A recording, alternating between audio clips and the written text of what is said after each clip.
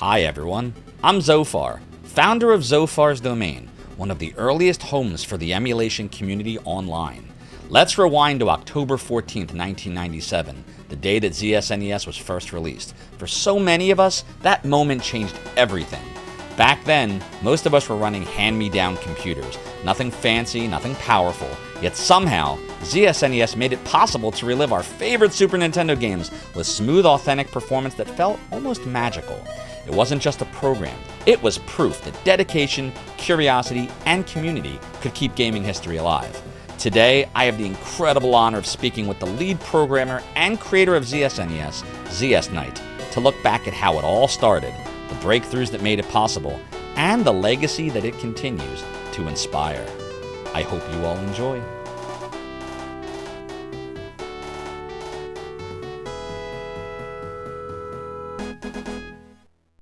I see you. There you go. I finally have a face to the man. How we doing? Hello. I'm doing good. Thanks so much. Thanks so much for hosting this. Yeah, no problem. I think it's great. It should be fun. Yeah. Also be a fun time. Yeah, exactly. Also, thanks for your service to the emulation scene. Thanks, Lou. Thank you for... It means so much to me. I appreciate it, but you're the real hero. I just put a bunch of files on the site. Oh, You made them. All right, so first off, do you want me to call you zsKnight, like in the old days?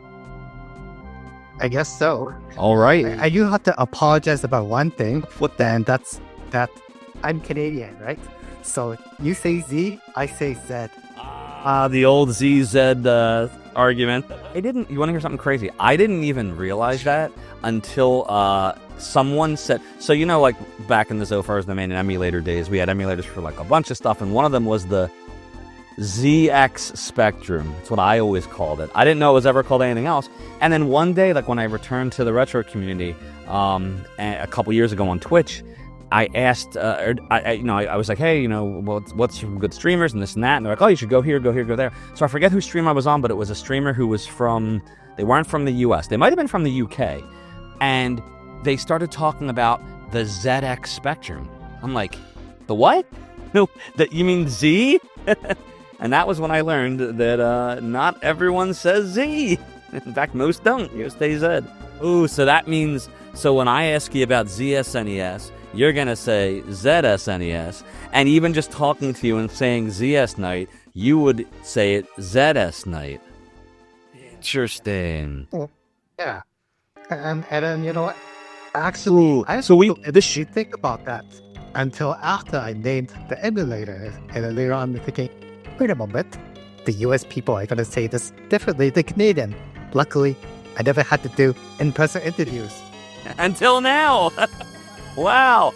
So this is one of the questions about the name, but I feel like we need to start off with this. So then my question for you would be, so we've just learned that ZSNES is not ZSNES. It was always ZSNES.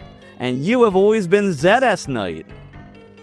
Yeah. Interesting. On how that works. So tell me, where did the name ZS or ZSNES come from? Honestly, it didn't really come from anywhere. I just thought, what's a cool name to call this? I thought, oh, I like the letter Z, so why not? ZSNES. And that's exactly how I named it. It wasn't anything special, wasn't named after anything. Kind of cool. Wow. So then where did zsKnight come from? Your name?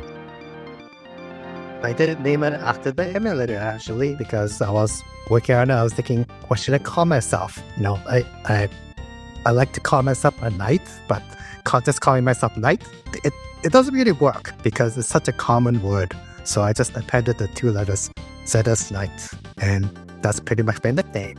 Interesting. Although on the internet, I'm not always called that. I go through all kinds of pseudonyms. I think during ZSNES development, I went to a lot of names like Ice Chocobo, Fire Moogle, and stuff like that. I'm a big Final Fantasy fan, so I was kind of hiding behind these other pseudonyms so that I don't get bugged as much. I guess I just was not that of a social type, so I just like hiding. Wow. So I always wondered that, what came, the whole what came first, the chicken or the egg. question. So it was the emulator first, and then you named yourself after the emulator. Okay. I always wonder that. A lot of people wanted to know that one too. So then, what was it that made you decide to create ZSNES?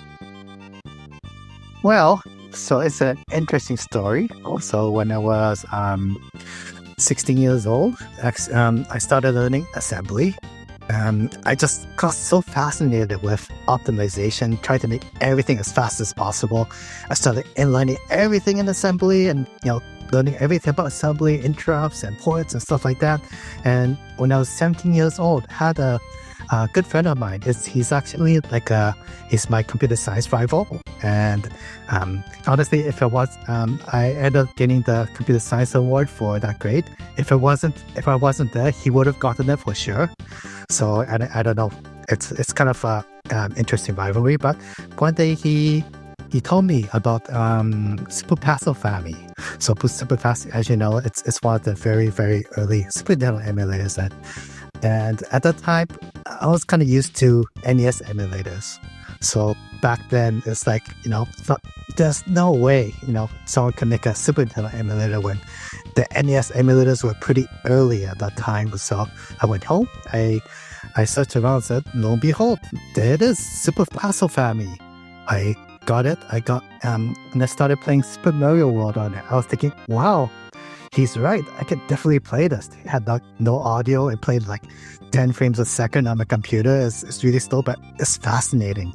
I was just amazed by what can be done. So at that point on, I was thinking, you know what? I'm really into assembly. And I love Nintendo. I've been a big fan of Nintendo games. I think I probably played and finished over 100 Super Nintendo games by then. So I'm very, very familiar with the games that Nintendo has made. So from there, I kind of decided to research. And when I researched, I actually didn't expect it to, go anywhere. I just thought, it's a fun project I can kind of start on.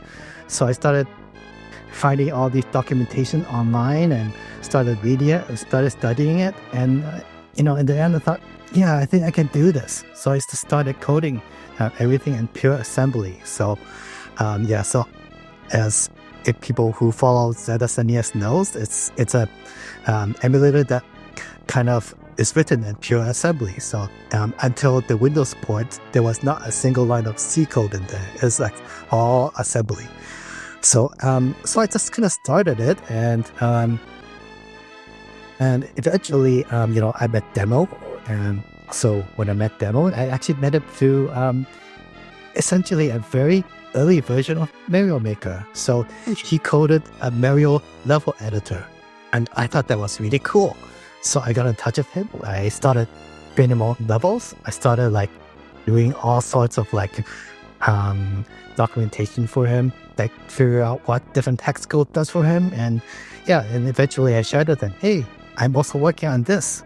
And I don't really remember what the state of the emulator was back then. It's been 25 years, right, since then. But I believe he was impressed enough that, he wanted to join in. So that's when I got my partner in crime. So Demo kind of joined us, and so we kept developing, and finally we released the first version of ZSNES. And here's a funny thing. So the friend who actually told me about Super Passo family, he was so excited about ZSNES. He told me, there's this awesome, amazing emulator out there. It's called ZSNES. And I thought, oh no, that's so cool. And I kept my identity a secret. And I told him, you know what? Those guys who made it, they must be pretty amazing people. And he said, hell yeah. I'm thinking, he just complimented me. To this day, he doesn't know it's me. So the funny thing is that I kind of kept the development of ZSNES and my real life kind of separate.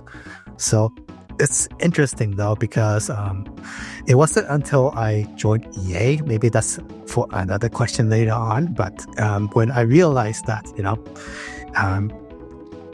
just kind of realized that in other words, it's kind of the point where I kind of merged those two together.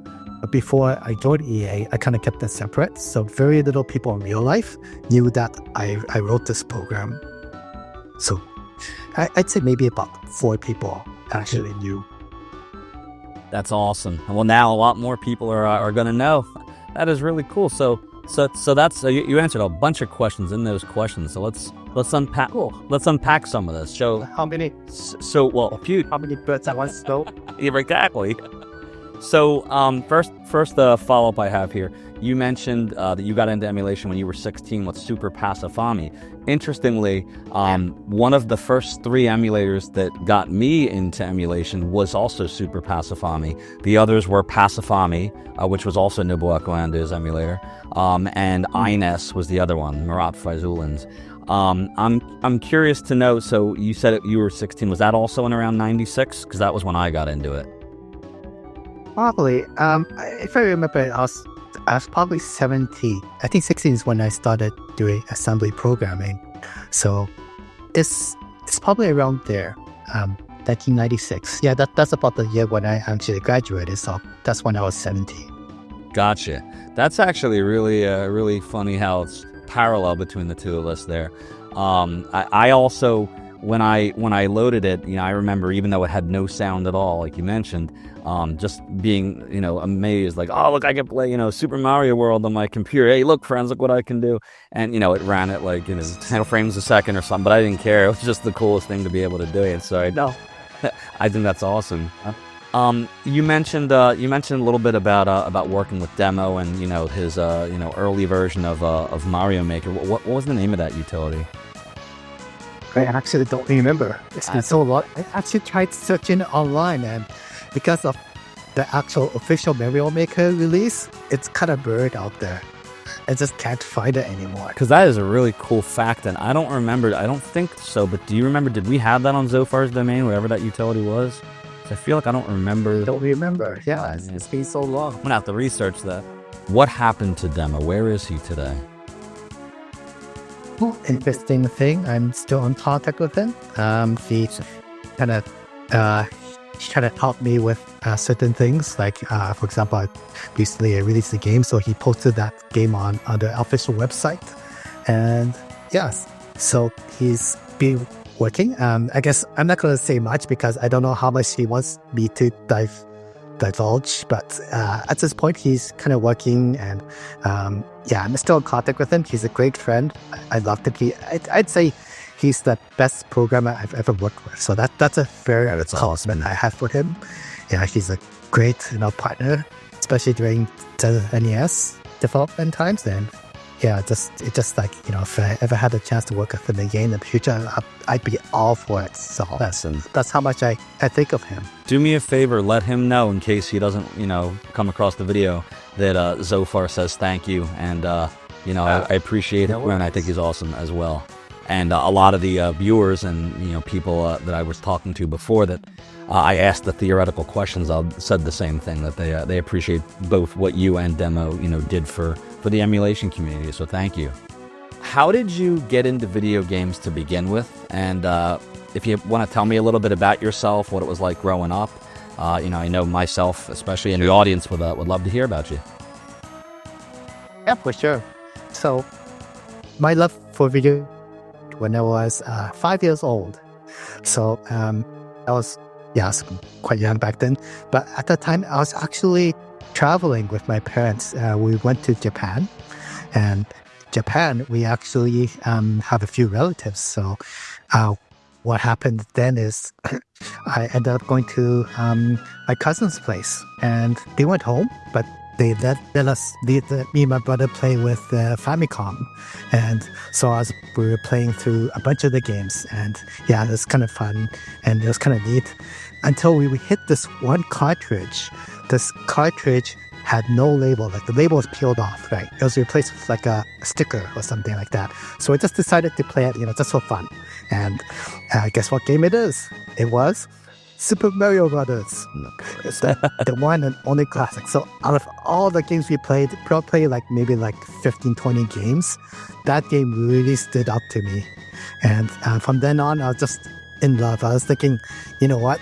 This is game I really love, and I can't wait for it to play it back home if it ever comes to Canada. So it actually took a while. I think it took like maybe 2 to 3 years before it finally came to Canada. At least that's when I kind of noticed it.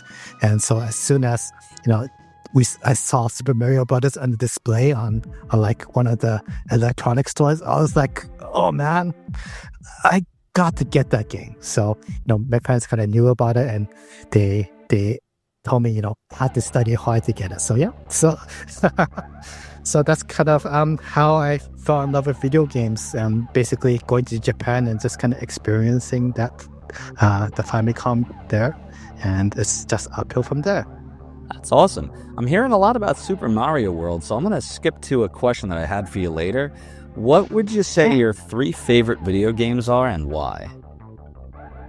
And you mean on the Super Nintendo? On the Super Nintendo, yeah. Super Nintendo. Okay. So my 3 favorite games on the Super Nintendo are Chrono Trigger, Super Metroid, and Final Fantasy 3 or 6, whichever number you prefer. Great choices. So those are my 3 most favorite games on the Super Nintendo. Why are they your favorite games? So Super Metroid, it's kind of obvious. It's done so well. It's like everything from music to atmosphere, to the presentation, to the UI, to like all the weapons and the items and the exploration. It's just like an amazing game. An amazing game. Chrono Trigger, again, it's like the storyline, the graphics, the visual effects, the battle system, and everything in there, and then plus the multiple endings. It's just again a really, really well done game. And of course, Final Fantasy 3 or 6, one of my favorite RPGs. Again, the storyline and the graphics, it's just amazing. And plus the plot twists in the game where Kefka becomes evil and the world being ruined. Those things, I'm thinking, wow, it's so amazing. I'm thinking, how do these designers think of these things back then, and make such a cinematic video game? So those are just 3 amazing games I just absolutely love. That's awesome. I have to add here, I don't want this to become an interview about me, but this is the second parallel now. My 3 favorite Super Nintendo games are Final Fantasy 3/6, Chrono Trigger, and Breath of Fire. And I would say the only reason Super Metroid's not in there is because by the time Super Metroid was out, which I think was 94, was it late 93, early 94 in the States? I was around there. I was very heavily into Sega at that time. So I think I was playing a bunch of Sega CD RPGs, the Lunar series, Pop Full Mail, like those games. But I still had time for Final Fantasy 3, for Breath of Fire, and of course for Chrono Trigger. Oh, excuse me. I think they were absolute masterpieces. And the thing that really drew me to Final Fantasy 3 also was that, most other RPGs and games in general, even to this day, the bad guy is trying to destroy the world and is thwarted. But in that game, spoiler alert, he actually wins. Like, even though you win at the end, like, do you really win? Did you really win? You saved the survivors, I guess, but, the world was still destroyed. It didn't go back to how it was. Yeah, so I thought that was profound. Exactly. Yeah, I love that part. I love that part of the game. It's just great. Yep, I 100% agree with you. That's awesome. So, so getting back to when you were working with Demo to create ZSNES, how difficult was it to emulate that system? Well, it was challenging, but to be honest, I just love challenges. And I think that's what gravitated me towards working on ZSNES. It's just a challenging system to emulate, especially back then when we just didn't have all the information. So we didn't have like any of the information on the special chips. We didn't have a lot of information on the graphic modes and a lot of information on all the documentation that's available. So a lot of this was just guesswork. So And it's mostly guesswork and then seeing games that are buggy and then figuring out what's going on. And we can actually learn from the bugs in those games. Just say like, oh, this feature is supposed to work like this. Oh, this feature doesn't work like this. It's just a fun thing to kind of challenge ourselves and to figure out like, how do we do these things when there's not as much information out there. And today it's awesome because these days I kind of go into the internet and I say, wow, there's just so much information out there that I've in the past few weeks I kind of looked a bit more into like Super Nintendo, like the cycle counts and stuff like that, and it's like I didn't know all this stuff when I was working on ZSNES, and it's pretty cool like how much the development community has evolved since back then when I actually left the project. It's quite cool. Can you give an example of something that you learned recently that you didn't know before when you were designing it? Yeah, so everything from like the cycle counting, like there's actually like the cycle counting is not like back then I thought like, okay, this instruction takes up like 4 cycles, like for example, right? So I would deduct like 4 cycles out of like the 3.58 megahertz or whatever, right, for the CPU. But now it's like, no, it's not actually 4 cycles. Super Nintendo actually runs at like 20 megahertz. However, the CPU is kind of limited by ROM speed, but only if you access the ROM. So those kind of things, I'm thinking, okay, I did not know that. So it's kind of cool. It's awesome. Going back in time and checking these things out. Yeah, it's always neat to look back, I think, on projects you create and say, if I didn't know this, I didn't know that, or if I had known this, I could have done that. Isn't it? It's neat. Like we're still always learning new things. Yeah, exactly. That's the wonderful thing about development. You just keep learning. Absolutely. So would you say, that being said, I know you say you like challenges. Were there any parts of the Super Nintendo that you found to be more challenging to emulate or more problematic than other parts? Well, I personally would think the timing, like, back then it's probably the most challenging thing for me to get going. And unfortunately, I was kind of planning to do it before I left ZSNES, but something like that will actually require a huge rewrite of the entire core system. So it's things like that where I actually developed the source code, but I don't do it correctly. And part of it because I didn't have the information, right? But the emulation timing kind of requires you to really understand it. And once you understand it, you get to formulate your code so that it kind of follows along with the technical specifications. So that's the part that I was kind of pulling my hair. I think, if I knew the exact timings and everything, then I got to rewrite this whole entire core here, and then I got to rewrite that and rewrite that. So yeah, I kind of estimated that I was going to rewrite like maybe 30% of the assembly in ZSNES, and that absolutely was not a fun thing to think about. But yeah, I'd say that's probably the biggest challenge I actually found when I was working on it. Fortunately, I didn't do it. So anyways, I got you. So a lot of people, I'm gonna kind of pivot now to a question that came up a whole bunch of times. A lot of our viewers were asking, they wanted to know specifically more about the ZSNES GUI or GUI. I always called it GUI, but some people call it a GUI. Yeah. But the graphical interface, how did you conceptualize that design? Like, how did you come up with it? And this is the other question that came up a ton. I always wanted to know this too. Can you explain what the idea was behind the iconic snow effects that all came about? I love the snow effect. But anyways, I'm starting with the GUI.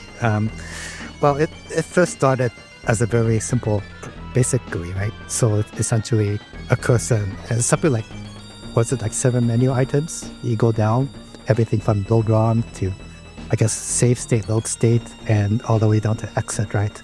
So that was the first very basic GUI, and I don't think I can add much to it. It's just basic. It's basic design, just like a cursor that moves across different entries. However, the second iteration is definitely a lot more ambitious. I find it a bit ambitious because I had to write it in pure assembly as well.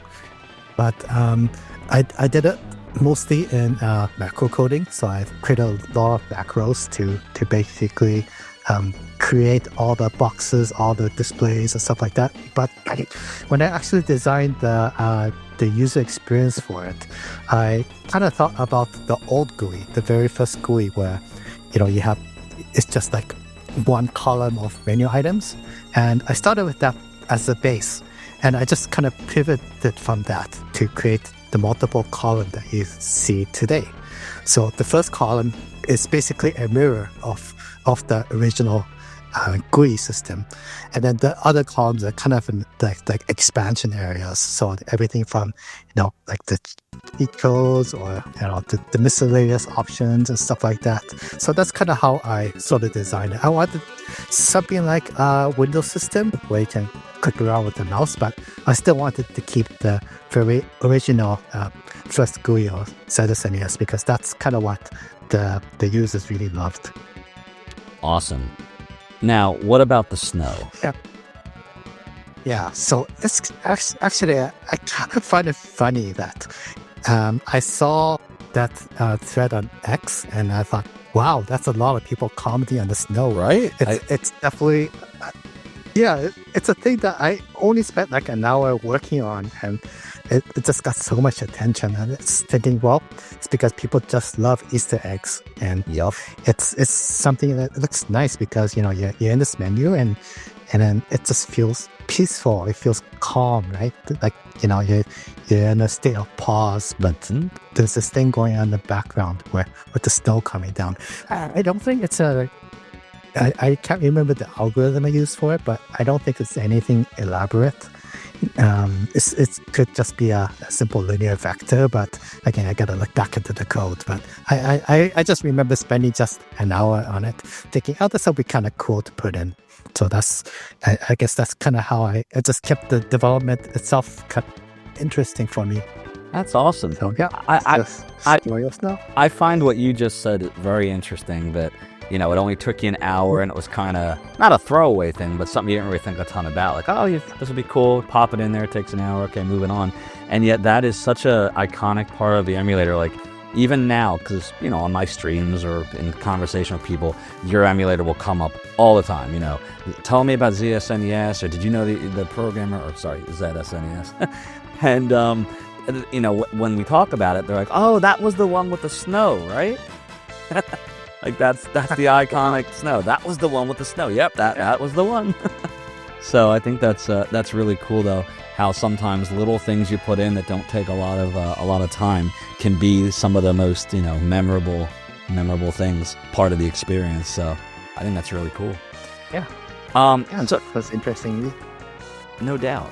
So why did you stop updating ZSNES? Oh, it's firstly, I left the project. I think maybe, but I don't think that's exactly why it stopped, because after I left it, they released that 1.337, which I thought was amazing. It has so much to it. I think there was like a couple more updates after that. Then it kind of stopped from there. So my guess is because it's hard to maintain. Like, it's an emulator written in pure assembly. It's kind of, I think it's a little difficult to maintain it because I'm the one who kind of wrote the majority of the code, and when someone like that leaves a project, it becomes so much harder to maintain, because when you write your own code, it's a lot easier for you to understand it yourself. But if other people wrote the code and you kind of go into it, it gets a lot more difficult to actually go in there and fix things up and maintain it. And because, to be honest, my code is a bit messy. So, just thinking of like myself going into another person's code and looking at their messy code, I'm thinking, it's just going to take me a while, right? So it's just a normal thing, I think, when a key developer of a certain program leave leaves, and it just becomes harder to maintain. I'd say it's true for pretty much any project. That makes sense. It's another interesting note. Yeah. There's a lot of programmers that I talk to say similar things that, my code is messy, or, seeing my code looks like everybody thinks their code is messy.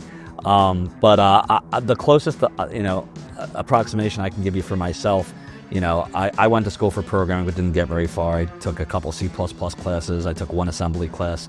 But when I, created Zophar's domain with our team of people, the HTML looks terrible. Like if you look at it today, like I was looking at some of it the other day, and you can see I just copied and pasted stuff, from here and from there, and just it's a giant mess, and it's like, and there's no line breaks, and it's just, really, really rough.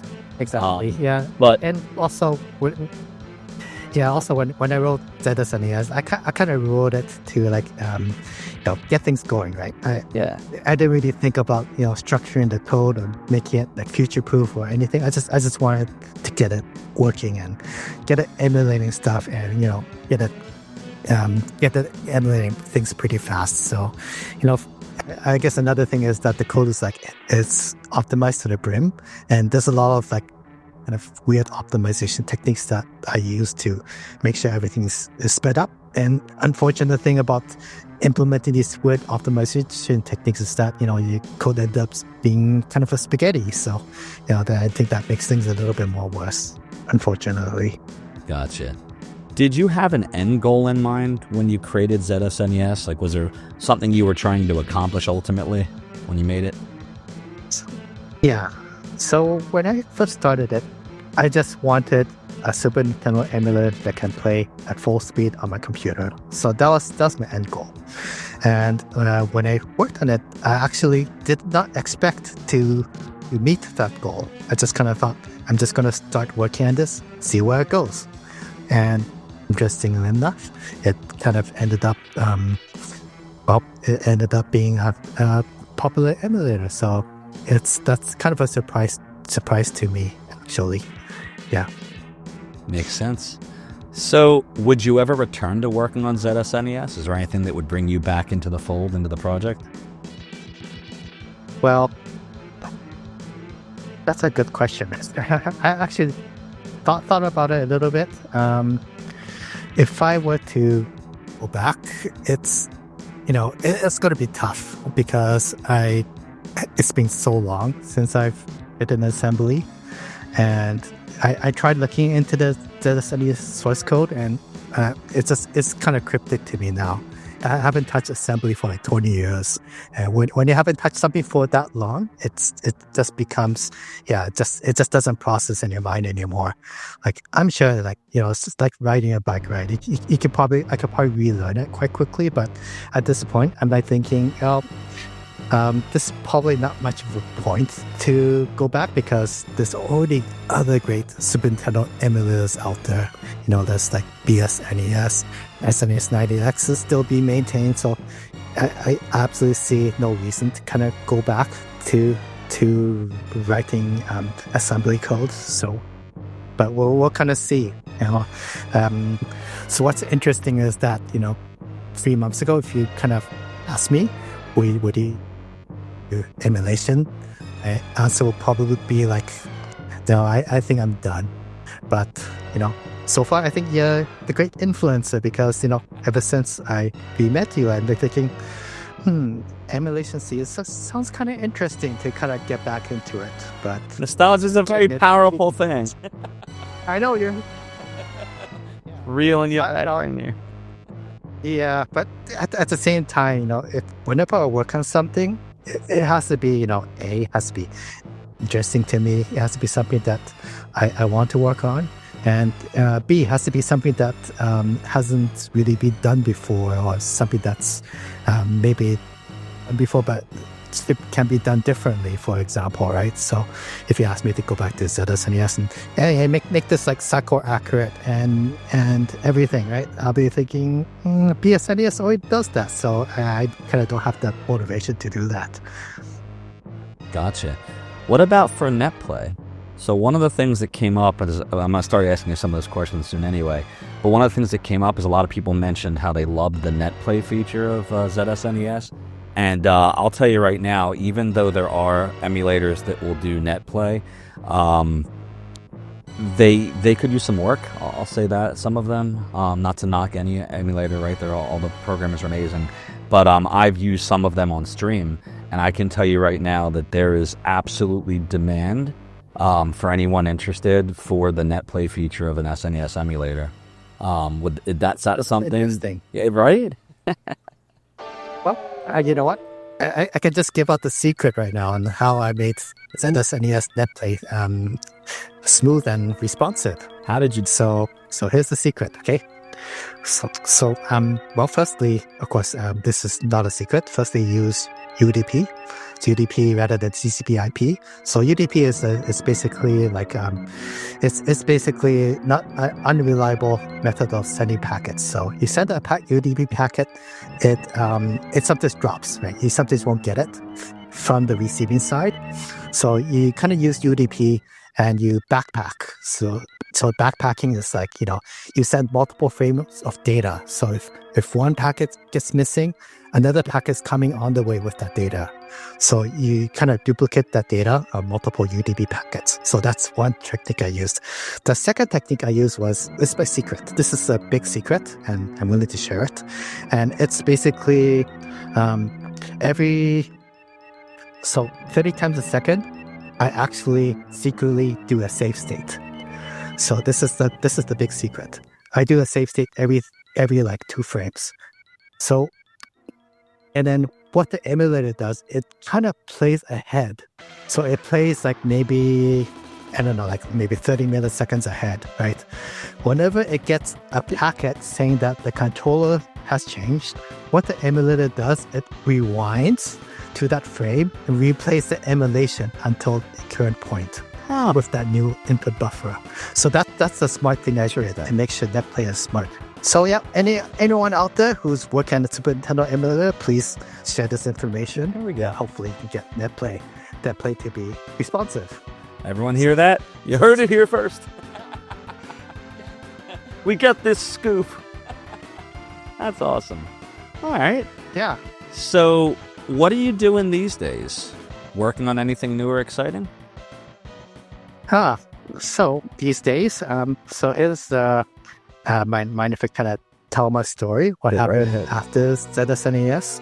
So after ZSNES, I kind of decided, you know what, I have all this time now, so I'm going to study hard. I'm going to push up my grades, right? So I was kind of like struggling a bit in school because I kind of focused a lot of my time on ZSNES rather than studying. So that's my first priority.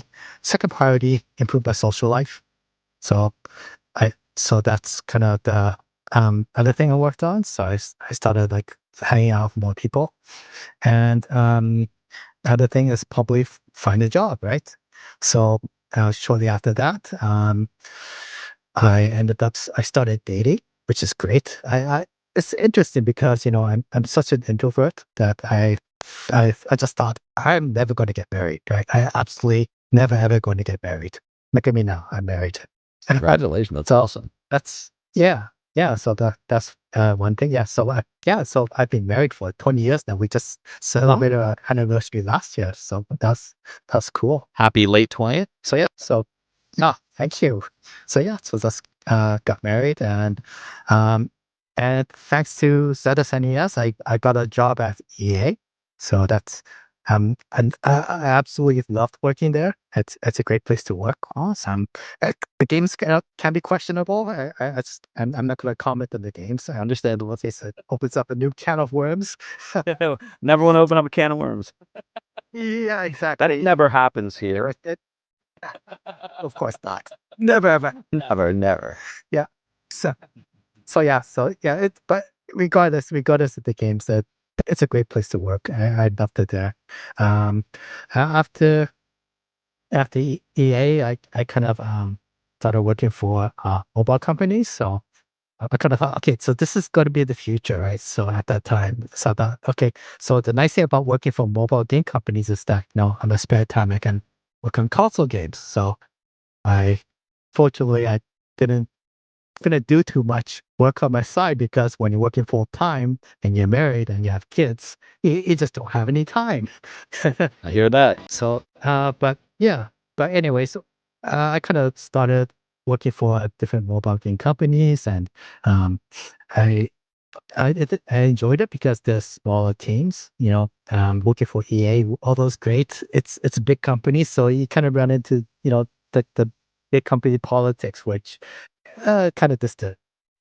I was kind of glad to move on to smaller teams. Sure. So I look at smaller teams. Yeah, I just kind of moved from company to company because it's actually pretty rough. Mobile game industry, especially if you work with people who you knew, and they have a background in console games, but they apply the console game philosophy on the mobile games, and they doesn't work, and they have to shut down. Then after that, I can look for another job. And it happened a few times. Um, so yeah, last company, the current company I'm working on, I'm doing mixed reality things. So we're doing VR, AR, and it's great. And on top of that, I'm decided to work part time. So and the other time, I can actually work on games. So right now, I'm developing a game.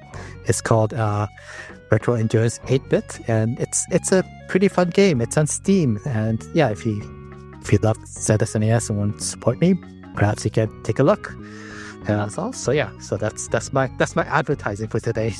So we're gonna dig, if we can, if it's okay. I want to dig a little deeper into that. So Retro Endurance 8-bit. So Yeah. what's the where did you get the idea for that game? How does it play? Tell us about it. Oh yeah. So anyways, firstly, thank you so much for bringing up a game. When I went into this interview, I was thinking, I just want to talk about ZSNES and relive my old memories, but now we're talking about my game, so that's great. So Retro Endurance 8-bit is actually highly inspired by WarioWare. So WarioWare is actually it's a mini game. Actually, hold on. Okay, sorry. My wife is kind of coming and giving me some food. Here's my doggy. Awesome. Want to see my doggy? Sure. Yeah. How's ZSNight's wife and This ZSNight dog? There, doggy. Oh, so cute. Is it Mochi? What name? Mochi? Oh, cute dog there. How old? Yeah, this is Mochi. Yeah. She's about 3 years old now. 3 years old. Yeah, still active as ever. What kind of dog is Mochi? Yeah, she's a cotton de Tulier. Okay. That breed from Madagascar. Apparently, the cousin of the Bichon Frise. Very cool. Yeah, so that's my dog is wandering around somewhere upstairs. I have a Labradoodle, Zoe. She just turned 13 years old a few months ago. And I wondered, she's up there, but you wouldn't know it. You would think she's still a puppy. Every new person that comes in jumps around, has to jump on them, give them hugs and licks, and always wants to play the rope with the rope and fetch and all that. So, she's a great dog. But Mochi's a really, really cute dog. Very cute dog you got there. Yeah, she's cute. Yeah. And a little bit of a misbehavior, but that's how she is. That's how happens. Yep. Okay. So, anyways, sorry, just no, you're good. Interrupt me there. You were telling us a little bit about Retro Endurance 8-bit. You were starting to go into it. Yeah. So, a while back when WarioWare came out, I just loved it. It's just like, wow, it's just an awesome concept of having mini games that you kind of play back to back, right? So back then, I was kind of playing WarioWare, and then I ended up on these mini games which played the old NES classics. So I think those are the 9-volt stages, and whenever I go into those stages, I'm thinking, wow, this is great. I get to play these classic games back to back, and all these, I'm playing Zelda, then I'm playing Mario, then I'm playing, whatever game. However, my disappointment came when it's just a small part of the game. I was like thinking, man, I wish there was the whole game based on this. So fast forward, out came like games like NES Remix. So that's another one of my favorites. But it just didn't scratch the itch. It's different because these are more like, it's not WarioWare. It's like you play the game and it's like it's just challenges, right? It's like, oh, get these 10 coins in like 10 seconds, right? It's not the same. So fast forward to today, I actually spent about 2 years making this. I'd say total of about 1 year full time went into this and has like 40 games based on old classic NES games. So things like Mario, Zelda, Marble Madness, Gradius, all kinds of like games from my childhood. I just kind of like built clones of them, and basically 40 of those games that play like WarioWare, 9-volt stages, and so far it's been pretty good. I didn't sell as much as say if it sold enough to keep me like full time in the game. It didn't sell that much. It didn't sell too much, but that's okay. But it currently has like a 100% positive rating on Steam, so I'd say people generally like it.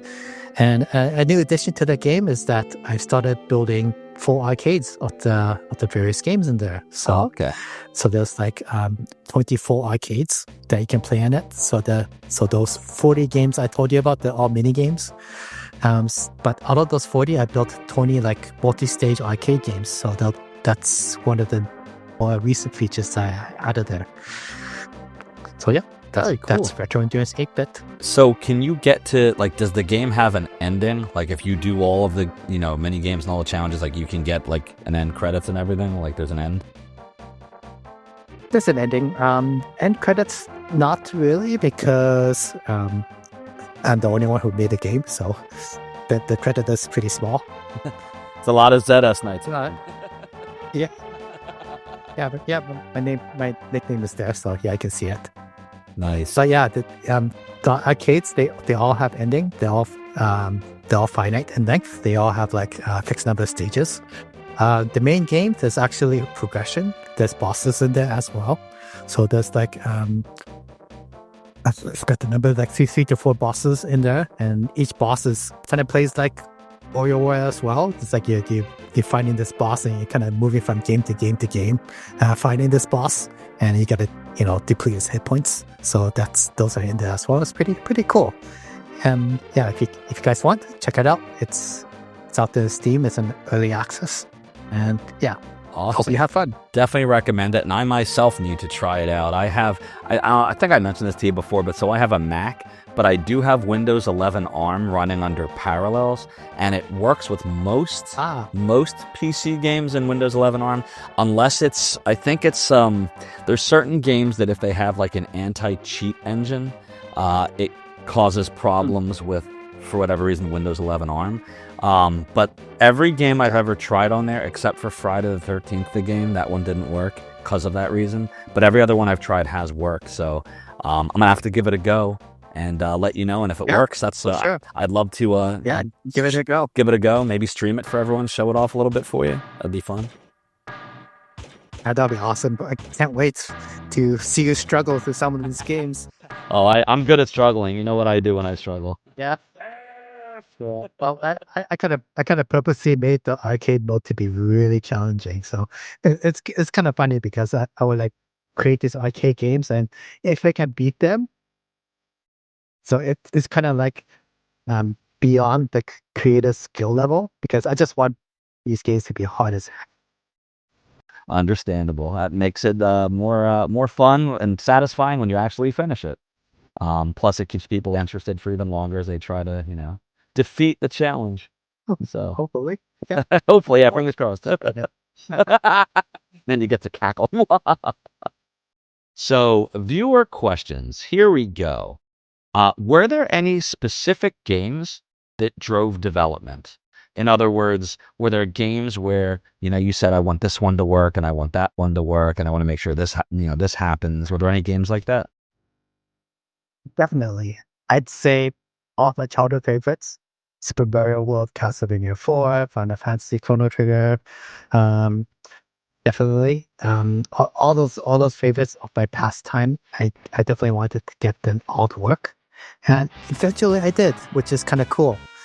Then after that, it's all about getting the rest of the stuff to work. So like Tales of Fantasia, Star Fox, all those other games that have those special chips. Um, and if there's like games that doesn't work based on timing, I'll probably like hack it up because at that point I just didn't want to change much, right? So there's actually still a lot of games that don't work on ZSNES due to timing. So if you kind of look through the source code, there's like header detection code there saying, oh, if this game is accurate, reduce the timing a bit, for example, right? So there's a lot of little hacks and stuff in there because of the inaccurate timing. But yeah, it's back then when I wrote the code, and I didn't really think about full compatibility, especially from the start. So the code base itself was never accurate to start. So, which is, I guess, kind of normal because I just wanted it to work from the beginning. However, once everything starts working, then I start thinking about accuracy.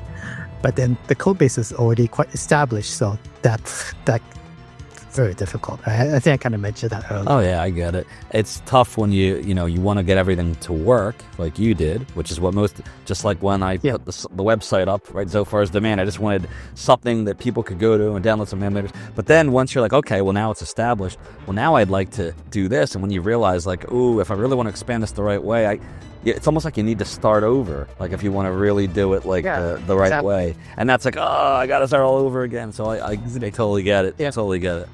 Another person said, how are you so awesome? Asking because this emulator still works in Windows 11 with 0 issues. It's like it's immortal. That's kind of funny. I honestly don't think I'm awesome. I'm just a regular person who happens to program this, right? Like, I don't see myself as anyone special. I just happen to, research into it, start writing it, and I created it, right? So, yeah, I think in a way, if they call me awesome, then I say everyone's awesome because, everyone has their own special thing. Fair. And then who came up with the cool water and snow effects for the menu and why? So it just created because I just thought it would be something cool to add. And that's it. There's nothing really, there's no like big sobbing backstory behind it. It's just something else. No retconning of the snow. Yeah.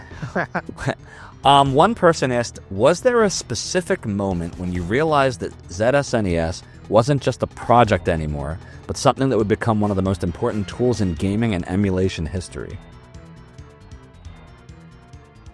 So there's a funny story to this. I actually did not know how popular ZSNES was until I left the project. So this was pretty crazy. And the reason for that is because I did not look into, I did not research into it. Like I did not Google search it. I did not read any message boards other than my own message board on my homepage. I did not pick any reviews. I just wanted to just work on ZSNES. So I didn't think it was that popular. I just thought, oh, maybe, probably maybe a few thousand people used it, maybe tens of thousands. I don't know, I just don't know. But I did have a hint of its popularity because, I do get quite a bit of emails, right? Like every day I get like maybe a couple dozen emails. So I got that hint that, it is kind of popular, but I really did not know how popular it was. And honestly, I really did not really care that much about how popular it was. I just wanted to make a good emulator, and that was my focus. That was my drive. So when I actually discovered how popular it was interesting enough when I joined EA. Because I joined EA through the emulator. Like, back then it was John Chapert who kind of asked me, hey, you want to work for EA? So I thought, oh, sure. So I went there, and everyone who interviewed me knew me as ZSKnight. So that was first time in office. Wow, everyone here knows me, and everyone here kind of wants me to work here. So I've had people there telling me, I had one person there tell me that, oh no, I'm here because of you. So there's definitely a lot of, I'd say, wow, that's amazing. But interestingly, I only discovered that after I left the project, which is, interesting, I guess. Huh. So the people, for example, at EA that interviewed you, did they knew about ZSNES? Yes. That's awesome. They did it. Yeah. Here's a question I actually have just in conversation now that you said that. I understand EA is a massive company and they have all different arms. My understanding was that the coder for Nesticle, Genesis, and Callus, Iseratus, worked for an arm of Electronic Arts. I think it might have been Tiburon. Did you ever cross paths with him? No, never crossed paths with him. I wish I did, though. What's interesting is that, I believe it was you who gave me the opportunity to chat with him at one point. You remember? If I lie and say yes, no, kid. I remember I talked to you all the time on IRC, and I talked to him all the time. Yeah. At the time, I think he was he was Kronk for a while, then he was Sardu for a while. He would change his name, for funsies. Yeah. I know you were in the same channel with us. I didn't realize it was me that first got you in. I mean, obviously I realized it then, but I didn't remember that it was me that got you in contact with him first. That's wild. Wow. That's what I remember, and that's the only time when I actually talked to him, and I just thought he was such a cool guy. He like you think about Nesticle and stuff like that with the severed hand and stuff like that. You just kind of think, what's his personality like? And you finally get to meet and talk to him. It's like, wow, he's such a cool guy. He's very calm. He is awesome. He's very understanding, and yeah, it's kind of fun like talking to him with assembly stuff, and it's like. Talk to him, he's always like optimization minded, so it's kind of cool to talk to someone else who's kind of like that. I'm very optimization minded as well, so yeah. Yep. So pretty awesome. He was also very down to earth. Like I know we would talk about non-emulation topics all the time. Like we were both very into wrestling, like WWF back then. Yeah. We were into some of the same music, like Tool and other bands, and it was just cool. He was just a good dude, just very down to earth. Just like you. Yeah. So, awesome. Thank you. No problem. The question that came from the community, they said, I'm still using ZSNES and always preferred the interface to SNES 9X. Was there any competition between the two development teams? Personally, I did not feel any competition. However, I felt there was like the feeling of competition coming from the other side, right? Like, I guess sometimes I don't like to mention this because I don't like talking about things that degrades other teams and stuff like that. But there's one time when they accused us of like stealing source code and stuff like that, right? If you can remember that. And yeah, there's a sense of the vibe, but I think eventually after that happened, we started cooperating. Like I was in like I started becoming a content with Gary. We shared information, we shared bug fixes. So eventually the vibe shifted to the other way, and eventually we just kind of didn't feel like we were competing against each other. It was kind of nice that being able to talk to them. And also before then, we were also in contact with the Teach. So the Teachers was also developing on SNES 9X, and we were constantly in contact with him as well. And I actually feel kind of bad at one point because at one point the Teach actually messaged me. He messaged me asking, hey, you know what? I'm coming to Vancouver. Want to meet up? And I was scared. I got you. Downright scared. Yeah, so I just ended up like not responding at all because I just didn't know what to say. I just, and this just comes to my introverted nature. Like, at the point didn't drive.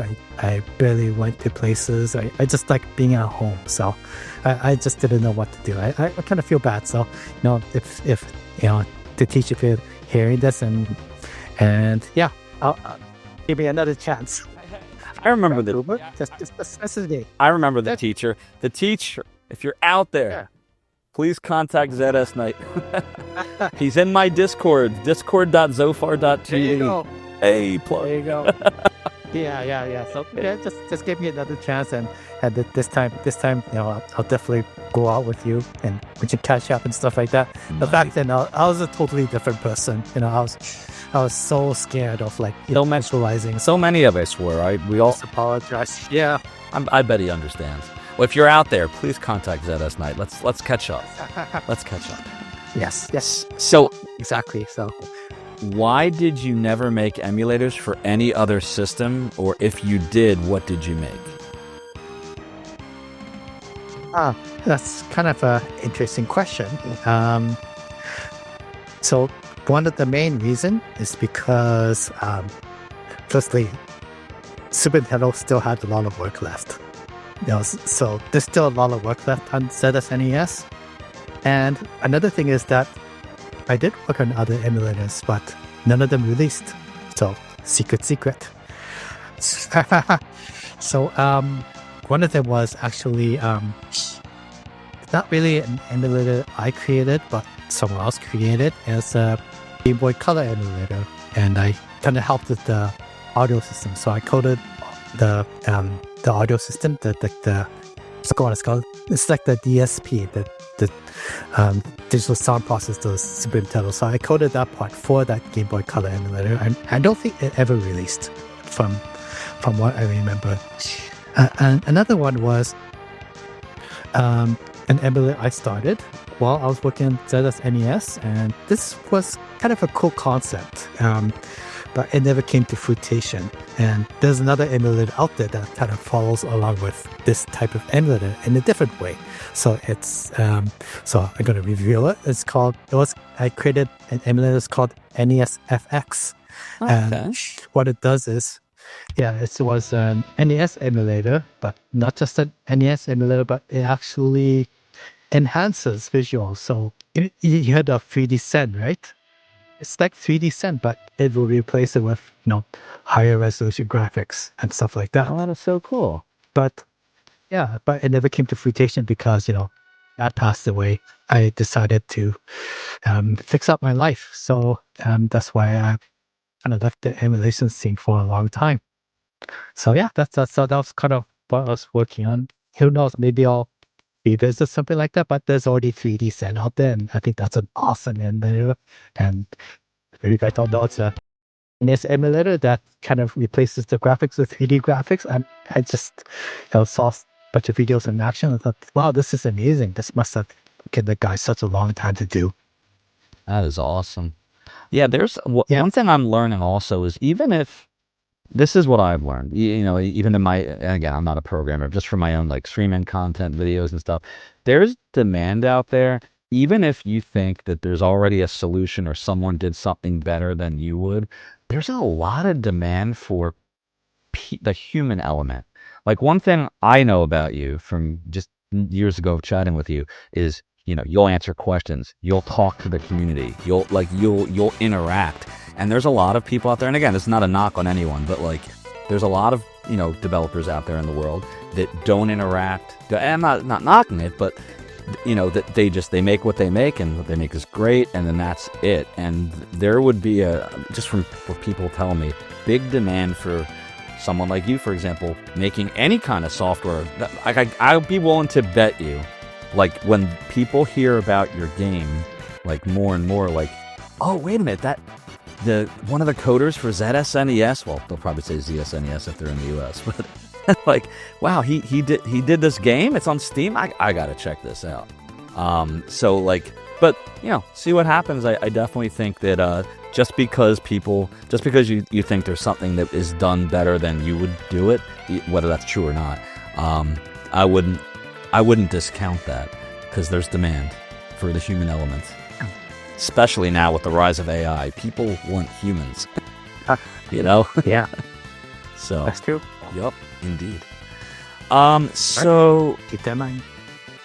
what was the trickiest hack needed to get a stock game to run properly? I know they're a thing of the past now, but it's my understanding that most SNES games needed them back in the day. Did ZSNES use like tricks and hacks to make games that weren't working right work? I gotta share one of them. It's the SDD1 coprocessor. So what this coprocessor does is it decompresses data. So I just spent hours and hours looking at the data on my screen, couldn't figure out how it decompresses the data at all. Like I'm just not that type of person. I don't analyze data. I'm just a programmer, right? So I just spent so much time doing that. I just thought, you know what? Screw this. So what I did was I ended up creating a patch system, which will feed the compressed data over to the Super Nintendo copier, which generates the decompressed data, feed it back to the computer, and then just created a patch file. So this patch file gets distributed, on the internet, and it basically tells ZSNES to okay, read this patch file. When they get this compressed data, replace it with this decompressed data. So it's a very big hack, but it works. So that's my hacky moment. I love it. Good stuff. Okay. So this question, I don't know if you're gonna want to answer this one or not. You don't, like I said, you totally fine. Yep. So here's the question. Someone asked, I'm just gonna read it how they said it. What would you say to Bew if he was still around? Yeah, so I've researched a lot on this because I didn't really know you. I don't think I've ever talked to him or anything.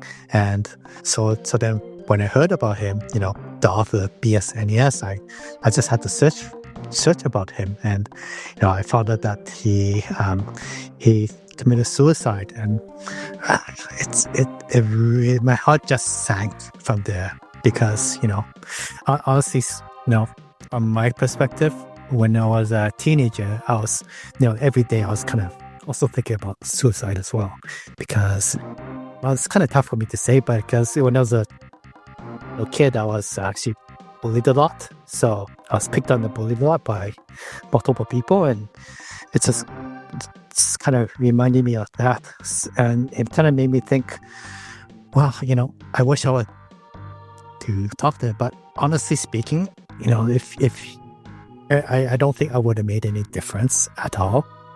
I don't think I could have made any difference, but it really, I was pretty down about it for a while after hearing about what happened to him. Yeah, and I don't know what to say. I'd love. He's contributed so much to the community. Looking back what he's done, he went to Japan and he actually ended up researching, buying a ton of games there, and creating this database. And he did a lot of internal work with the system, figuring out all the looking crack Nintendo system. And he's brilliant. He's such a genius, and it's so sad to see him go. And I other than that, I don't know what to say. I understand. I never got to. I missed the whole. When I left the emulation community and then came back. He's already, unfortunately, he had passed. But I got to catch up and find out all the work that he did on both BSNES and Huygen. What's it pronounced? Huygen, or I think it was Huygen. I think Huygen. Yeah. Yeah, and it was just back when I was around and you were coding ZSNES or ZSNES, I'll get it eventually. It was about just getting it to work and speed, right? We all had, what do they call them now? Potatoes, right? Old computers, potatoes. We all had potatoes. And, it was just about getting them to work at all. Where, when Bew came in, it was all about, accuracy. What would this actually be like on a real Super Nintendo? And anything less than that wasn't acceptable. And that's just such a interesting way to look at it. And then, many emulators after that, the Mr. Project followed that, that whole idea of what is actually accurate. So yeah, I wish I'd gotten to know Bu, and it's really sad what happened. It really is. Yeah. What was the slowest system, the slowest computer that you found acceptable performance on for ZSNES? And this person then added, granted, my standards were much lower back then, but I remember it running on some absolute dogs pretty well when SNES 9X sometimes would struggle. Yeah. Well, honestly speaking, I personally did not try this emulator on different systems, but then the system I owned back in the day was a Cyrix 50 megahertz. Oh, you had a So Cyrix that's what also? I Look at all these parallels. I could not afford anything else. So I had a Cyrix 6X86 P166 Plus, which ran at 133 megahertz. And I used that when I ran Nesticle and Genesis. By the time ZSNES came out, because I think ZSNES was it early 98 or late 97? Yeah, I can't remember. I think it was early 98. But I think by that point I had my my Pentium 3. I think I did. I think I had a Pentium 3. No, it might have been 99. No, it was a Celeron. I had my Celeron after the Cyrix. Yeah. So, but yeah, I understand the pain of Cyrix. Did you ever try to play Quake on that? It ran like a slideshow. Oh yeah. Yeah. Virtual Highlight ran faster. Like, it was slow. It was really slow. So I guess I remember that. Yeah, I can say for me, I can't remember for sure if it ran on the Cyrix, but it did run on a 300 megahertz Celeron. I know that with no problem. I remember that. Yeah. I definitely remember 8-bit mode ran well, but once I switched to 16-bit mode, with all the transparencies and stuff like that, it struggled a little bit. So that's all I can remember. Gotcha. What made adding transparency so hard in some games? So this person remembers playing Mega Man games with no clue where to go because the water was opaque. Yeah, so he must have been playing the 8-bit mode. Gotcha. So I definitely remember 8-bit mode definitely did not have any transparency, and the reason why it's tough is because, once you add more colors, you're going to add more processing, right? So the tough part about transparencies on a Super Nintendo is that you have now two sets of screens to render. You got to render the subscreen and the main screen. So that means you got to render those two screens, and after you've done the subscreen, then each individual layer of the main screen can be transparent to the subscreen. So there's no shortcuts or anything. You have to render everything. Otherwise, it's just not going to work. And that's the one thing that made Super Nintendo emulation challenging, to get everything to run at a good speed on a slow computer. Sure, because if I remember right, the Super Nintendo had a color palette of 32,768, and you could display 512 colors at a time, or was it 1,024? Yeah, it was something like it's a palette of 256 colors. However, there's an extra color variable, and you can modify the palette in the middle of the screen. So you can change the palette, increase that. Plus, the transparency means that you can add one color value to the other, or subtract one color to the other. So it kind of it ends up being 32,768 colors potentially on the screen, even though you only have to work with a 256 color palette. Gotcha. That makes sense. So someone asked a question. I don't even know if this was a thing. I don't remember this being a thing, but I'm going to ask it as it's written here. They asked, do people calling it ZSNES still bother you to this day? Nope, you can call it whatever you want. That's what I figured. All right. You can call it that stupid emulator. Don't mind. I'll just call it Zed. Hey, you download Zed lately? Someone asked, what does the Z or the Z stand for? I think I answered that. Yeah, I think It's just a bit cool. you said it sounded cool. Yeah. Yep. Nothing special. What was the first game you got running in ZSNES? Other than demos, let's see, Super Mario World. That's the one game that was mainly focused on getting running, the very first commercial game. That was always the one that every time I load up an SNES emulator, I would always load Super Mario World first. I would load that up, and then I would load Final Fantasy II was the second one, and then Final Fantasy III was the other one. Those were the first three I always would try. Someone asked what was the target system. I think you answered that based on your own computer, which was the Cyrix you had. So funny all the parallels that you and I had. Great. We got so much more in common. Right? Someone asks, did any Super Nintendo special chip, I guess they're talking about like the FX chip, for example, were any of them a problem to emulate? Well, other than getting the information, I think once we got the like any kind of information on them, they weren't that much of a problem. I can mention some of the issues we ran into each chip, if you don't mind. Sure. So ESP1 we implemented without any documentation or information. So how I actually implemented it is I had a good friend of mine. His name is Daniel, and he's one of the very few people in real life who knew I was zsKnight. And he ended up lending me an actual Super Nintendo copier and his copy of Mario Kart, the Japanese version.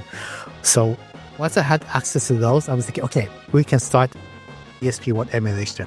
So what I had to do is I monitored the actual game, the game ROM, the Super Mario Kart ROM in ZSNES, see what ports or addresses that the game was writing and reading to. Then I would send those values to the copier, and then the copier would actually access the cartridge for the special instructions. So if I so I create a program, write it on back then we used the 3.5 floppy disks.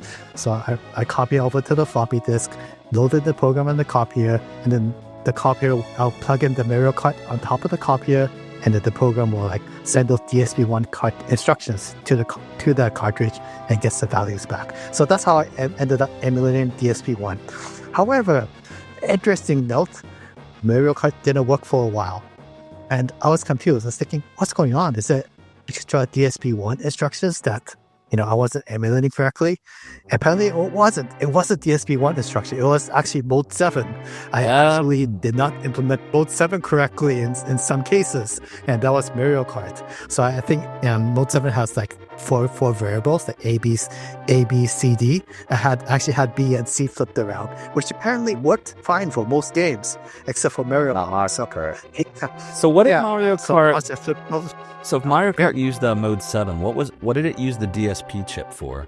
What did it allow the game to do that it probably couldn't have done?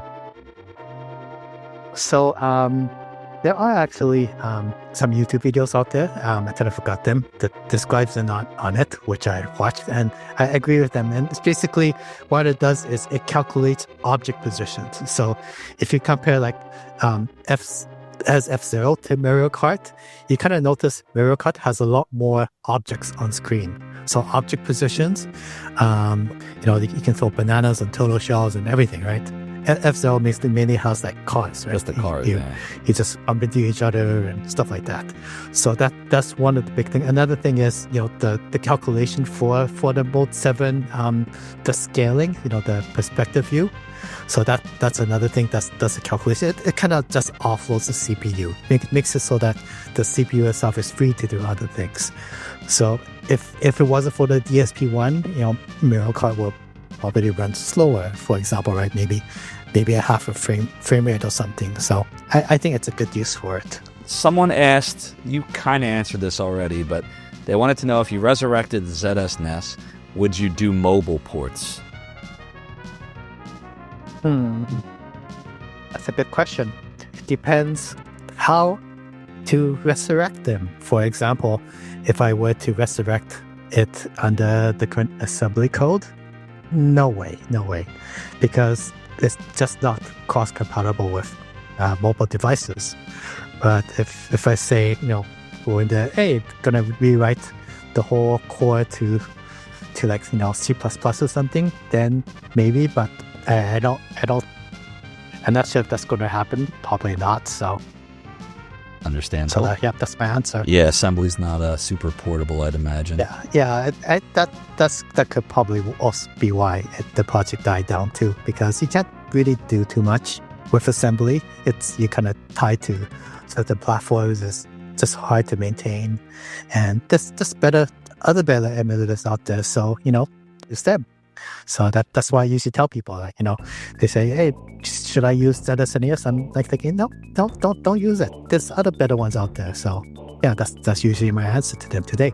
Fair. Someone asked a question, are you aware and do you have thoughts on a fork of ZSNES called ZSNES 2, which is, I guess, it's on GitHub. It was created by someone named XY Proto. Are you familiar with that?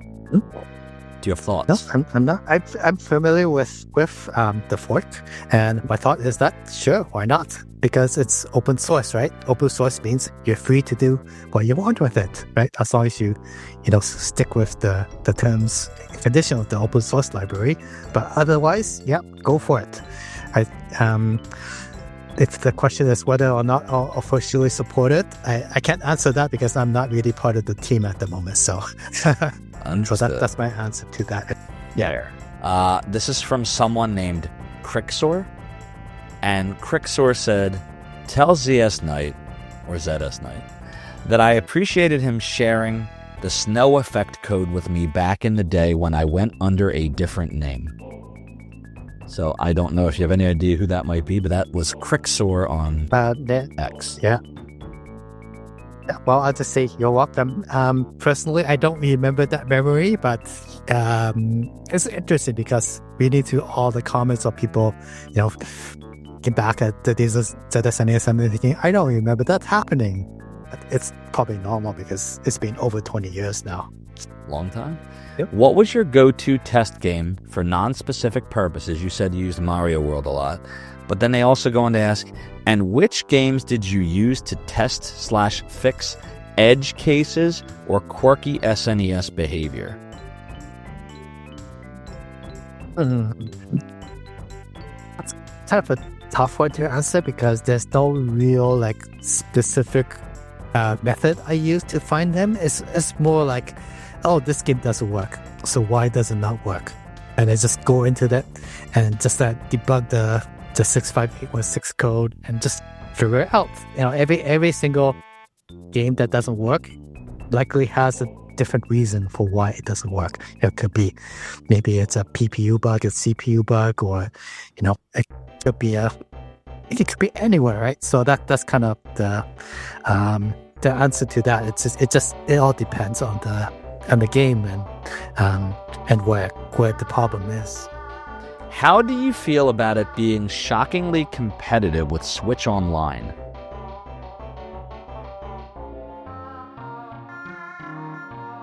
I have to think about this for a while. I don't know if it's really a competitor. I guess in a way it is, but I'm not really thinking about that because I'm not. It's been a while since I left the emulator, so it's not something that I actually really think about, I guess. What's your favorite video game overall? Not just SNES, but any game. Well, the news is that my favorite overall video game is an SNES game, and that's Chrono Trigger. I knew you were going to say that. It's one of the best games ever made. Yeah. I'll give it that. One of the best games. One of the best. Yeah. Absolutely great in every way. Yep. Yeah. And such replay value. You could literally play it over and over and over to try to get all the endings and find all the equipment in the game and the neat side quests. Yes, exactly. Prism stuff. Yep. It's such a well-done game. Agreed. And the soundtrack's incredible. What advice would you give to your younger self if you could go back in time? That's an interesting question. I'd say, don't give up. It's like, I've had a tough childhood, but if just persevere and be your best in life. try your best. If things won't work out, then that's fine. That's just how life is, right? Like sometimes you expect things to go well, but life just throws curveballs at you, right? From all the things I just say, common saying, life gives you a lemon, just make lemonade, right? Just do the best with what you have.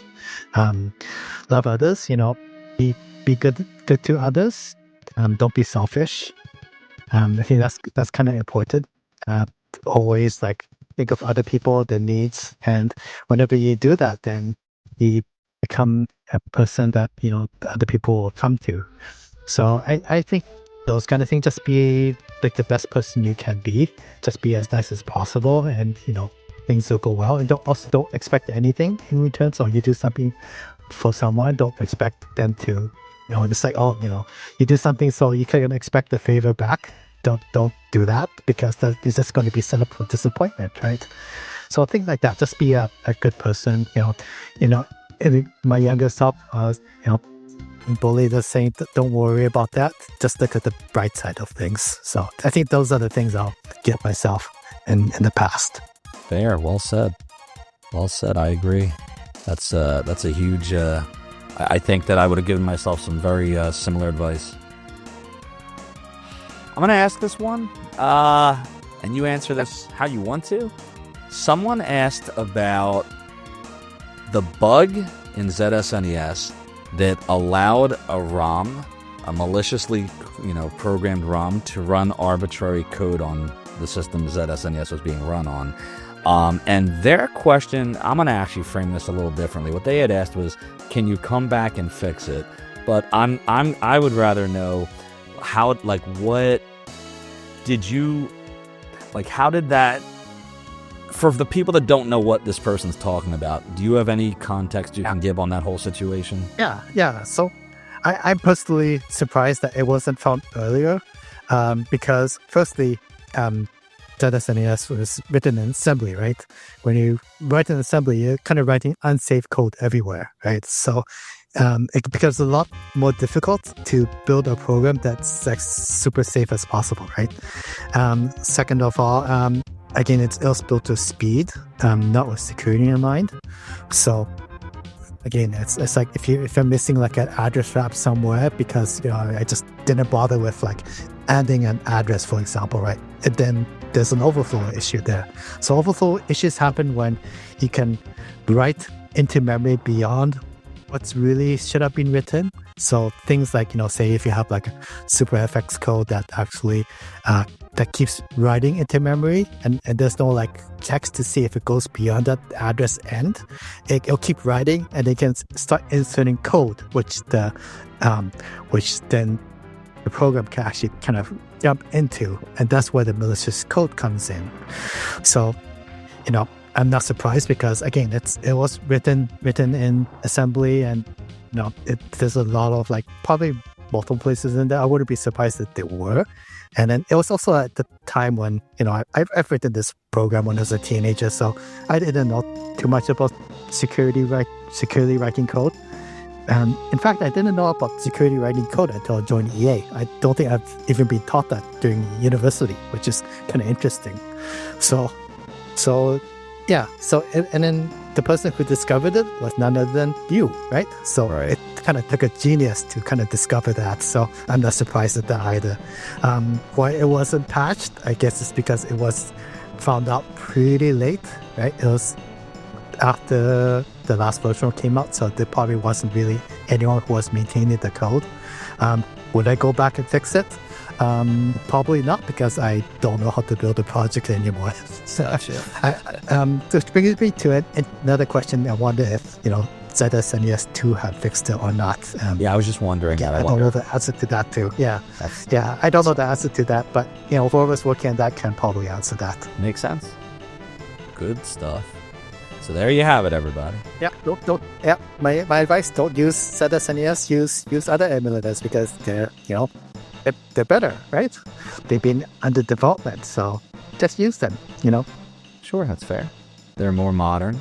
Yeah. But there's still so much. Yeah, more modern. I think what it is people remember there's so many things about ZSNES that are just great that even modern emulators might not necessarily get like the net play is a big one. Like on my end, like that's the big thing that even today that you're gonna find things right that more modern emulators are gonna not have the same issue with. So, why did you make it DOS? They want to know why you decided to start with DOS. Yeah, that's a good question. It's because, well, my first computer was DOS, right? It was and plus I wasn't familiar with Windows programming at that time. Plus, I wanted to write something in pure assembly, so writing something for Windows is a bit more difficult if I wanted to achieve that goal. So yeah, I think those are the answers for that. Are you aware that ZSNES helped extract art from games to create online communities, lifelong friendships, relationships, and shape the lives and futures of countless kids from the 90s? Wow, that's a handful there. Answer? Not really. I didn't know how impactful the emulator was, so it's good to hear that. Awesome. I can attest to that you absolutely did you and Demo did some really amazing things. I'll tell you right now, I used a bunch of Super Nintendo emulators, but the one that I actually played games on and beat them, like I actually played them to completion, was ZSNES. Look, I'm getting used to calling it Z. You see that? Pretty soon I'm going to be I'm going to be saying my ABCs and finish off with XYZ. Yeah, that's when you moved to Canada, right? Exactly. Super Mario World colored Yoshis. Which is the king? Green, red, yellow, or purple? I think that's purple. Might be blue. Purplish. I think it was blue. Might be blue. Yeah. My screen's making it look purple. I thought it's blue. All right. Green, red, yellow, or blue? I pick blue because you can fly with him. You can fly anywhere with him, and that to me is a big asset. It's like, so viable forever. I can jump over them, But if you fly, you can reach new places, and that's kind of where he's king to me. The blue flying Yoshi, everybody. Blue Yoshi. Blue Yoshi. I just want to thank you, dude. It was awesome to finally get the name to the face and meet you face to face after all the, all the time I like chatting with this. Yep. Oh yeah, you know what? We should do some streaming together too. Oh, I was thinking of that. So yes, the answer is yes. I would love to stream with you. We could definitely do that. Yes. So cool. Well, listen. Thanks again. Really nice meeting you. Finally, really meeting you. Same here. After years of IRC. This interview is actually pretty fun, so I'm glad I did it. I'm glad I did too. I try to keep it just kind of chill and I look at me. I'm wearing a Streets of Rage shirt. I'm in front of a treadmill. It works better, I think, when you just do it naturally and then it just flows right, rather than feeling like you're under pressure of an interview or something. So cool, dude. Well, awesome talking to you, and we will talk soon. All right. Take care. Thanks, man. Take care. You too. You got it. Bye. Talk to you soon. Bye. Hey, do me a favor. If you enjoyed the content you just watched, please consider a like and a subscribe. It really helps me out and allow me to make more content for YouTube that you enjoy. Now go, mortals.